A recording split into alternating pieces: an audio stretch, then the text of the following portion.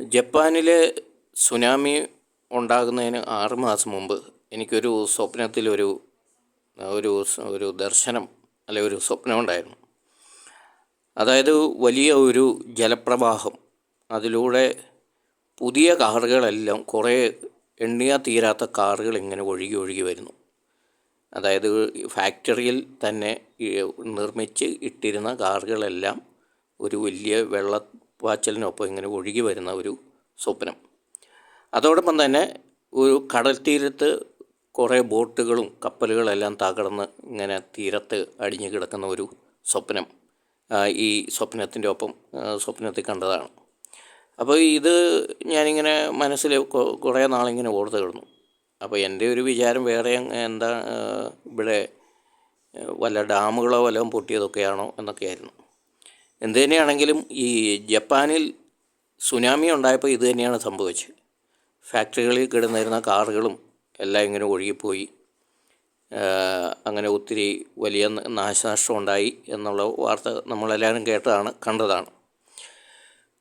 അതോടൊപ്പം തന്നെ ആ ദിവസങ്ങളിൽ ഞാൻ ഈ സുനാമി ഉണ്ടാകുന്നതിന് തലേ ആഴ്ച ഈശോ എനിക്ക് കാണിച്ചു തന്ന ഒരു പ്രതിഭാസമുണ്ട്. അതായത് ഈ ഭൂമി ചെരിഞ്ഞതായിട്ട്, ഭൂമിയുടെ അച്ചുതണ്ടിൽ ചെറിയ മാറ്റം വന്നതായിട്ട് എനിക്ക് കാണിച്ചു തന്നു. അതെങ്ങനെയാണെന്ന് വെച്ച് കഴിഞ്ഞാൽ, ആ ദിവസങ്ങളിലുണ്ടായിരുന്ന ചന്ദ്രന് ഭൂമിയോട് വളരെ അടുത്ത പോലെയൊക്കെ എനിക്ക് തോന്നി.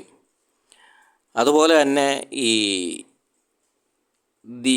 ചന്ദ്രൻ്റെ സഞ്ചാരപഥത്തിൽ ഒരു വലിയ അകലം എൻ്റെ ശ്രദ്ധയിൽപ്പെട്ടു.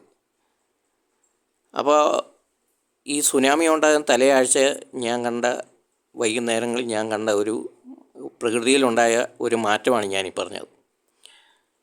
അപ്പോൾ ഇത് ഞാൻ അന്ന് ചിന്തിക്കുകയും ചെയ്ത്, ഇതെന്താണ് ഇന്ന് ഇങ്ങനെയൊക്കെ കാണിക്കുന്നത്, ഇങ്ങനെയൊക്കെ സംഭവിക്കുന്നതെന്ന് ചിന്തിച്ചു.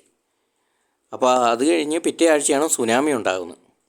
ഈ സുനാമി ഉണ്ടായി പിറ്റേ ദിവസം, അതിൻ്റെ 2 ദിവസം കഴിഞ്ഞപ്പോൾ പേപ്പറിൽ വാർത്തയുണ്ടായിരുന്നു, ജപ്പാനിലുണ്ടായ ഭൂമികുലുക്കത്തെ തുടർന്ന് ഭൂമിയുടെ അച്ചുതണ്ടിന് കുറച്ച് ചെരിവ് കൂടുതൽ സംഭവിച്ചിട്ടുണ്ട് എന്ന ഒരു വാർത്തയായിരുന്നു അത്.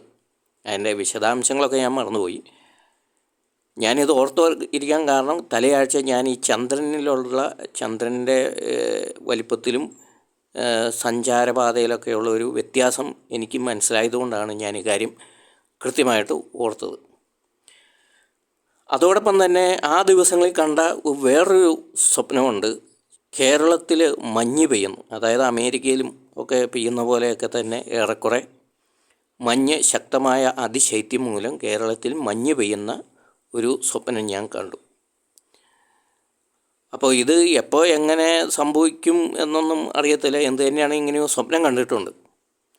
അതൊരു പക്ഷേ അത് സംഭവിക്കാനും സാധ്യതയുണ്ട്. കാരണം ഇപ്പോൾ ഗൾഫിലൊക്കെ മഞ്ഞ് പെയ്യുന്നു എന്നൊക്കെ പറഞ്ഞ് വാർത്ത ഇടയ്ക്ക് വരാറുണ്ടല്ലോ. അപ്പോൾ ഇങ്ങനെയൊക്കെ ചില കാര്യങ്ങൾ കൂടി സംഭവിക്കും എന്ന് ഞാൻ വിചാരിക്കുന്നു. കാരണം എനിക്കത് കാണിച്ച് തന്നിട്ട് ഉള്ളതാണ്. അപ്പോൾ ഇതാണ് ഈ യുഗാന്ത്യവുമായിട്ട് ബന്ധപ്പെട്ട മറ്റൊരു പ്രധാനപ്പെട്ട ഒരു സന്ദേശമായിരുന്നു ഇത്.